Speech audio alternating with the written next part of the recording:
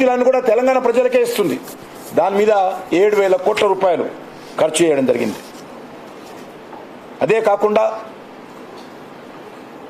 ఈరోజు రైతులకు సంబంధించి అనేక రకాల సంక్షేమ కార్యక్రమాలు నేరుగా అమలు చేస్తూ ఉన్నాం. రాష్ట్ర పునర్విభజన చట్టం ప్రకారము ఆంధ్రప్రదేశ్కి ఇచ్చారు, తెలంగాణకి ఏమి ఇవ్వలేదంటున్నారు. చాలా స్పష్టంగా పొందుపరచడం జరిగింది.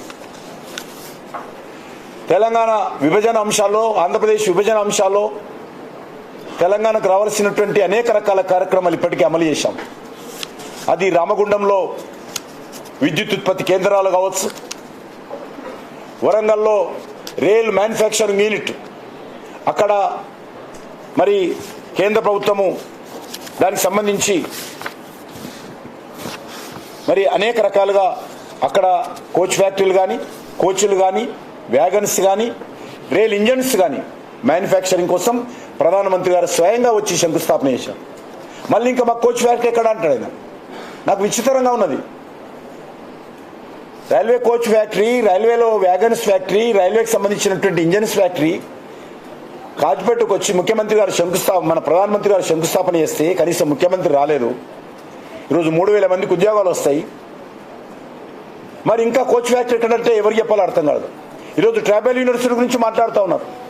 ట్రైబల్ యూనివర్సిటీ మంజూరు అయిపోయింది, నిధులు ఇచ్చాము. ఇంకా ట్రైబల్ యూనివర్సిటీకి రావాల్సినటువంటి 150 ఎకరాలు ఆ ప్రభుత్వం ఇవ్వలేదు, ఈ ప్రభుత్వం ఇవ్వలేదు. అయినప్పటికీ కూడా టెంపరరీ క్యాంపస్ ఓపెన్ చేసి కేసీఆర్ మంత్రివర్గంలో ఉన్నటువంటి మంత్రులతో కలిసి నేను స్వయంగా టెంపరరీ క్యాంపస్ను మరి ప్రారంభించడం జరిగింది, స్వయంగా ములుగులో వెళ్ళి. ఇంకా ట్రైబల్ యూనివర్సిటీ ఎక్కడ అంటాడు. నిధులు 900 కోట్ల రూపాయలు మంజూరు చేశాం. ఈరోజు అంతేకాదు, జిఎస్టీ నష్టపరిహారం కింద సుమారు 7,000 కోట్లు ఇవ్వడం జరిగింది. విభజన చట్టంలో ఉన్నటువంటి అందించినటువంటి స్పెషల్ ప్యాకేజీ 2,250 కోట్లు. అదేవిధంగా జాతీయ రహదారుల నిర్మాణం కోసం 1,10,000 కోట్లు, 3 కొత్త రైల్వే స్టేషన్లు, 10 రైల్వే డబ్లింగ్ ప్రాజెక్టుల కోసము 31,000 కోట్లు, 40 అమృత రైల్వే స్టేషన్స్ కోసం, సుమారు 400 అండర్ రైల్వే బ్రిడ్జెస్ కోసం కేంద్ర ప్రభుత్వము మరి ఆల్మోస్ట్ ఎంఎంటీఎస్ సెకండ్ ఫేజ్ కోసం కావచ్చు సుమారు 50,000 కోట్లకు పైగా ఖర్చు చేయడం జరిగింది. కొన్ని ప్రాజెక్టులు ఖర్చు చేయబోతున్నాం. ఇంకా ఒక సికింద్రాబాద్ రైల్వే స్టేషన్ కోసం 719 కోట్లు, కాచిగూడ రైల్వే స్టేషన్ కోసము, మరి నాంపల్లి రైల్వే స్టేషన్ కోసము 327 కోట్లు, చెర్లపల్లి న్యూ రైల్వే స్టేషన్ ఇప్పటికే పూర్తి అయిపోయింది 250 కోట్లు, రైల్వే మ్యానుఫ్యాక్చరింగ్ యూనిట్ ఏదైతే కోచ్ ఫ్యాక్టరీ కావచ్చు, రైల్వే వ్యాగన్ కావచ్చు, రైల్వే ఇంజన్ల కోసం కానీ 521 కోట్ల రూపాయలు మంజూరుతో భూమి పూజ చేశాము. పనులు వేగవంతంగా జరుగుతూ ఉన్నాయి. ఒకసారి వరంగల్ వెళ్ళినప్పుడు చూస్తే తెలుస్తుంది. అదేవిధంగా ఇంతకుముందు చెప్పినట్టు 40 ఆదర్శ రైల్వే స్టేషన్లు అది జరుగుతూ ఉన్నాయి.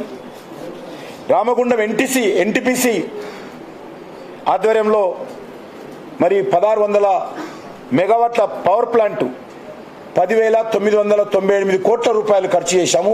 అది తెలంగాణ ప్రజలకు డెడికేట్ కూడా చేయడం జరిగింది. అంతేకాకుండా ఈరోజు సాగునీటి ప్రాజెక్టులు 11 సాగునీటి ప్రాజెక్టులు ఏవైతే అరొకర నిధులతో ఆగిపోయినాయో వాటిని పూర్తి చేయడం కోసం కేంద్ర ప్రభుత్వము 1,248 కోట్ల రూపాయలు ఇచ్చి ఆ 11 సాగునీటి ప్రాజెక్టులు పూర్తి చేసిన విషయాన్ని మనం చేస్తా ఉన్నాం. అంతేకాకుండా ఈరోజు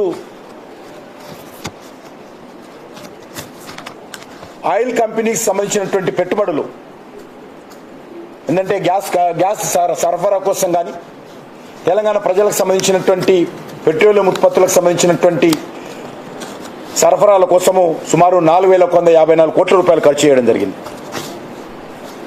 ఎన్డీఆర్ఎఫ్ కింద, నేషనల్ డిజాస్టర్ రిలీఫ్ ఫండ్ కింద సుమారు 3,258 కోట్ల రూపాయలు గత 10 సంవత్సరాలు ఇవ్వడం జరిగింది. ఇంకా చాలా చిన్న చిన్నవి అవన్నీ చెప్పడం లేదు నేను. అమృత్ పథకం కింద 2780 కోట్ల రూపాయలు. అదేవిధంగా గ్రామ పంచాయతీలకు 14వ ఆర్థిక సంఘం కింద 5375 కోట్లు.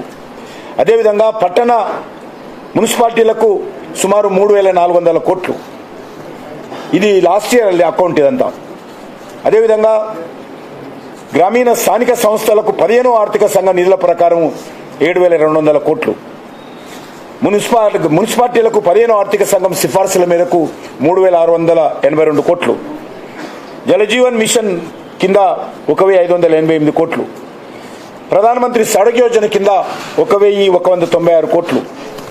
ప్రధానమంత్రి ఆవాస్ యోజన కింద వ్యక్తిగత రుణాల కోసం ఈరోజు 1428 కోట్లు. అదేవిధంగా ఏదైతే పేద ప్రజలకు ప్రతి నెల 5 కేజీల చొప్పున బియ్యం ఇస్తున్నామో ఉచితంగా పేదవాళ్ళ కోసము 27,612 కోట్ల రూపాయలు పేద ప్రజల కోసం ఉచితంగా బియ్యం అందిస్తూ ఉన్నాం.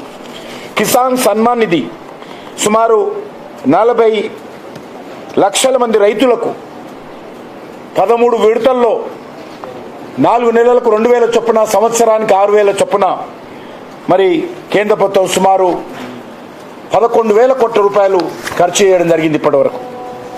అంతేకాకుండా మరి ఈరోజు సాయిల్ హెల్త్ కార్డు కోసం కావచ్చు, రామగుండంలో యూరియా పరిశ్రమ కోసం 6,338 కోట్లు ఖర్చు చేశాము.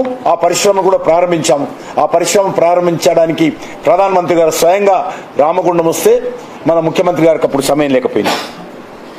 స్వచ్ఛ భారత్ కింద 31 లక్షల టాయిలెట్లు పేద ప్రజలకు కట్టివ్వడం జరిగింది. 3,744 కోట్ల రూపాయలు ఖర్చు పెట్టి. ఎయిమ్స్ హాస్పిటల్ బీబీ నగర్లో ఇప్పటికే పూర్తి అయిపోతే బిల్డింగ్ ఆల్మోస్ట్ పూర్తి కావస్తున్నది. దానికి ఇప్పటికే 1366 కోట్ల రూపాయలు కేంద్ర ప్రభుత్వం ఖర్చు చేయడం జరిగింది.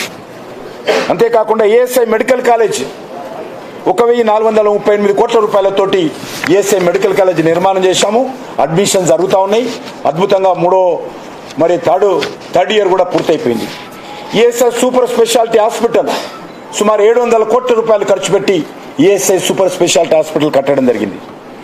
అదేవిధంగా వెల్నెస్ సెంటర్స్ మరి ఈరోజు 901 కోట్ల రూపాయలతోటి వెల్నెస్ సెంటర్స్ ఏర్పాటు చేయడం జరిగింది. క్రిటికల్ కేర్ సెంటర్స్ కోసం 576 కోట్ల రూపాయలు కూడా రాష్ట్ర ప్రభుత్వాలకు ఇవ్వడం జరిగింది. అదే కాకుండా హెల్త్ కోసం నేషనల్ హెల్త్ మిషన్ కార్యక్రమం కింద మరి 9 సంవత్సరాలు